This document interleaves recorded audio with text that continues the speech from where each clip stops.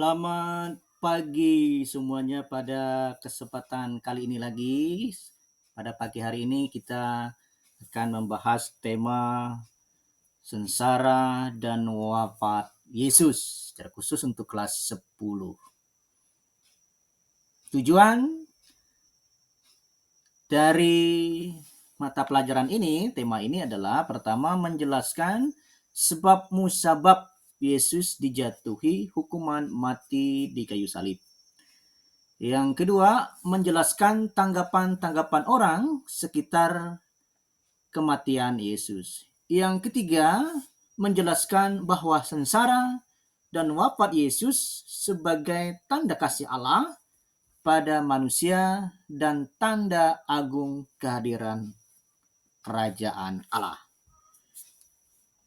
Mari kita mulai pertemuan kita dengan doa. Mari kita berdoa. Dalam nama Bapa dan Putra dan Roh Kudus. Amin.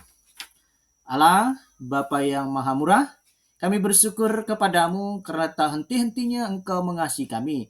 Sekalipun kami sering hidup tidak sesuai dengan kehendak-Mu. Kami mohon semoga melalui pelajaran hari ini, kami bisa belajar untuk menjadi umat-Mu yang mampu membalas kebaikan-Mu, bukan dengan kedosaan, melainkan dengan penyerahan diri dan sembah bakti kepadamu. Demi Yesus Kristus Tuhan dan Juru Selamat kami. Amin.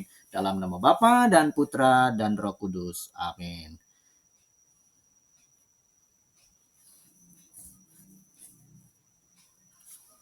Yang pertama kita mendalami sengsara dan wafat Yesus.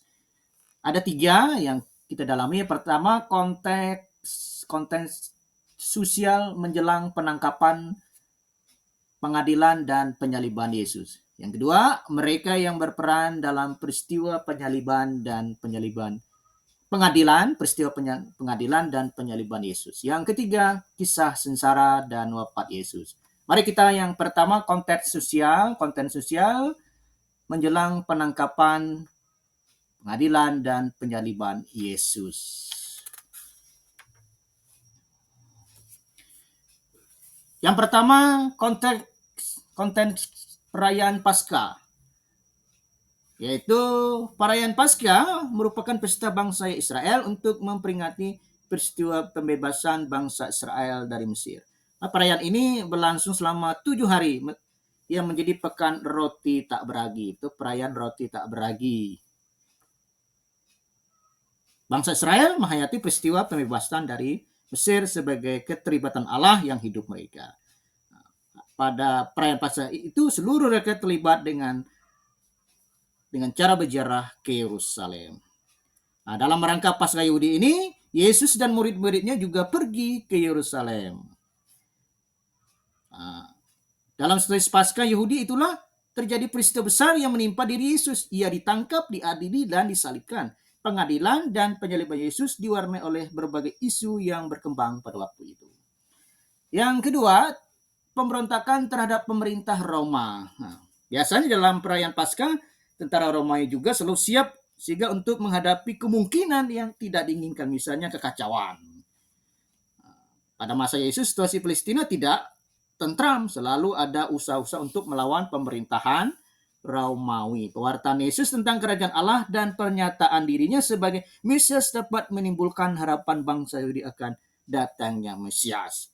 Harapan itu akan mendorong mereka untuk memberontak. Nah, dengan demikian tindakan Yesus dapat menumbuh kembangkan pemberontakan politis seperti yang telah dilakukan oleh orang-orang Zelot. Ya, itu dikhawatirkan. Yang berikut adalah munculnya Mesias palsu pada masa kehidupan Yesus. Telah muncul beberapa orang yang diyakini oleh orang-orang Yahudi sebagai Mesias. Mereka dipandang sebagai Mesias seperti diramalkan oleh Nabi Yesaya. Nabi Yesaya bernubuat bahwa Allah akan mengangkat seorang keturunan Daud untuk naik takhta kerajaannya. Orang-orang dianggap memenuhi nubuat Nabi Yesaya pada masa itu antara lain ada Yudas dari Galilea, ada Simon dari Bar Korbah, dan macam-macam yang lain. Injil dengan jelas membedakan antara Yesus dan orang-orang dianggap Mesias itu. Hal ini sungguh-sungguh diketahui oleh Pilatus dan orang-orang lain. Maka berhati-hatilah mereka supaya ada hal-hal yang tidak ingin terjadi pada hari itu.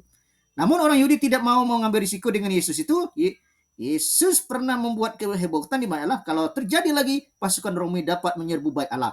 Padahal banyak penduduk Yerusalem menggantungkan hidupnya pada Bait Allah, dan Bait Allah sebagai tempat ziarah merupakan sumber naskah bagi mereka. Maka lebih baik mereka memilih Barabas untuk dibebaskan.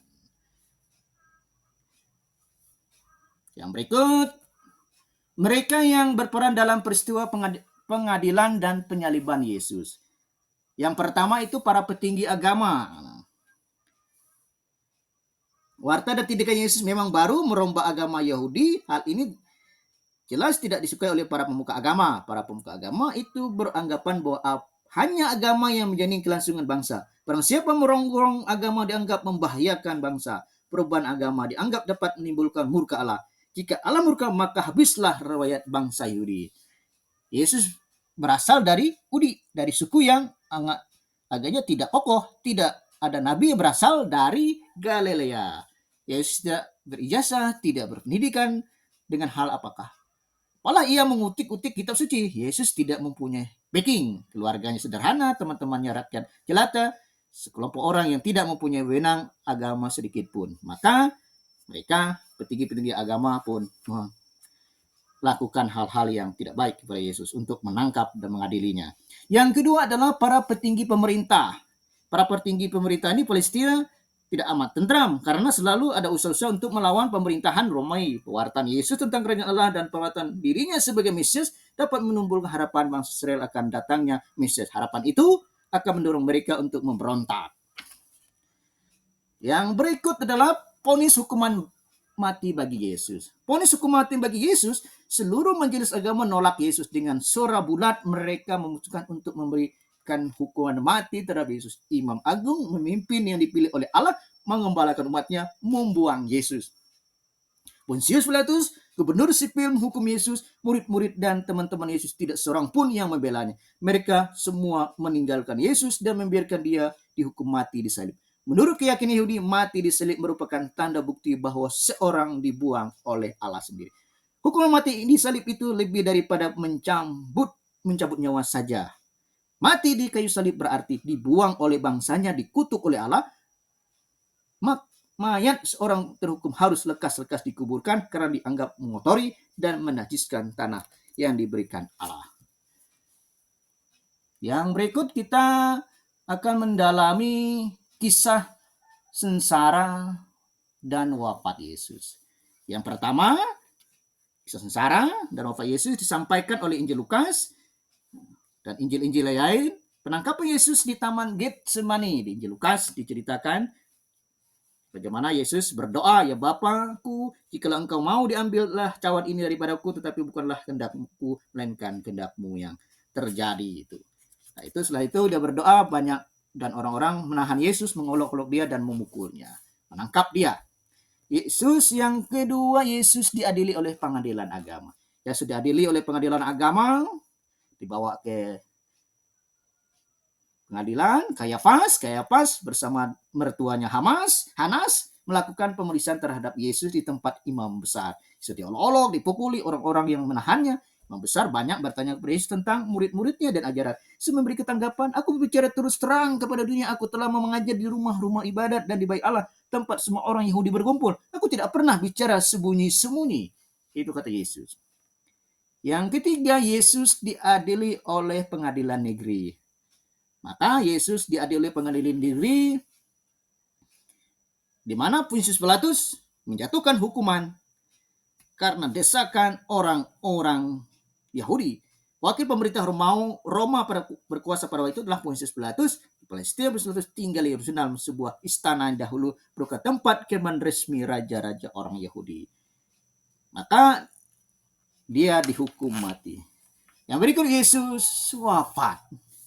Santo Lukas mencatat dalam Injil bahwa ketika mereka sampai di tempat bernama Tengkorak, dua orang penjahat di sebelah kiri dan kanannya berkata kepada Yesus, "Ya Bapa, ampunilah mereka sebab mereka tidak tahu apa yang mereka berbuat." Yesus berkata, "Ya Bapa, ampunilah mereka apa yang mereka tidak bisa mereka perbuat." Nah, pemimpin-pemimpin mengejek dia, katanya, "Orang lain ia selamatkan, biarlah dia sekarang ia menyelamatkan nyawanya sendiri. Jika ia Mesias, orang yang dipilih Allah. Nah, akhirnya Yesus menyerahkan nyawanya. Ya Bapa, ke dalam tanganmu kuserahkan nyawaku. Dan Yesus pun meninggal di kayu salib. Baik, kita akan mendalami makna sengsara dan kematian Yesus. Mana makna kesengsaraan dan kematian Yesus bagi kita, bagi orang-orang Kristen, pengikut Yesus, orang-orang Katolik. Yang pertama, kematian Yesus adalah konsekuensi dari pewartaannya tentang kerajaan Allah. Ya, konsekuensinya. Dia mewartakan kerajaan. Kematiannya tidak dapat dilepaskan dari seluruh perjalanan karya dan hidup. Dia sudah mengetahui risiko penderitaan dan kesengsaraan yang tanggungnya. Yang berikut, wafat Yesus sebagai tanda ketaatan dan kesetiaannya kepada Bapa. Yesus taat sampai wafat di kayu salib. Yesus menerima semua yang terjadi di atas dirinya dan rela, karena itulah ia dikehendak oleh Allah. Dan rencana penyelamatan, Yesus memandang kematian bukan sebagai nasib, melainkan sebagai kurban yang mengukuhkan perjanjian baru antara Allah dan umat manusia. Seluruh murid Yesus diberi teladan untuk mempertaruhkan nyawa sebagai wujud kesetiaan kepada kerajaan Allah. Yang berikut, kematian Yesus adalah tanda solidaritasnya dengan manusia. Bapak Yesus untuk orang-orang Yahudi, untuk disandung, untuk orang-orang bukan Yahudi, suatu kebodohan. Wafat Yesus untuk orang-orang Yahudi suatu batu sandungan, dan untuk orang-orang yang bukan Yahudi suatu kebodohan. Tapi menurut Paulus, bagi orang-orang yang percaya akan Allah, peristiwa Yesus disalibkan punya arti baru. Dalam diri Yesus yang wafat disalib itu Allah berkarya. Keempat, kematian Yesus menyelamatkan umat manusia. Penyelamatan, kematian Yesus mengerikan bukanlah kebetulan, tetapi merupakan bagian dari misteri penyelamatan Allah. Kita sudah membuatkan rencana penyaliban ilahi melalui kematian hambaku yang benar sebagai misteri penebusan yang universal. Santo Paulus dalam pengakuan iman menyatakan Kristus telah mati karena dosa-dosa kita semua dengan sesuai dengan kitab suci. Baik, demikian penjelasan kita semua pada pagi hari ini. Maka kita akan melakukan evaluasi. Semoga pelajaran ini benar-benar membawa kita semua. Evaluasinya, tugas kita semua dengan ada 3 pertanyaan. Yang pertama, mengapa Yesus diadili dan disalibkan? Sesuai dengan penjelasan tadi, adik-adik semua bisa menjelaskannya. Mengapa Yesus diadili dan disalibkan? Yang kedua, apa makna kesengsara dan kematian Yesus? Yang ketiga, buatlah doa kepada Yesus yang disalib. Ya, itu tugas kita. Sekarang kita tutup pertemuan kita dengan doa. Mari kita berdoa dalam nama Bapa dan Putra dan Roh Kudus. Amin. Tuhan, terima kasih Engkau telah memberkati kami dalam pelajaran hari ini. Semoga dalam pelajaran ini meningkatkan keimanan kami akan Yesus Kristus yang wafat kayu salib dan akhirnya menjadi warta keselamatan bagi kami yang hidup di zaman ini. Semoga Roh Kudus menyertai kami hari ini, esok, dan akan datang. Terpujilah Engkau kini dan sepanjang segala masa. Amin.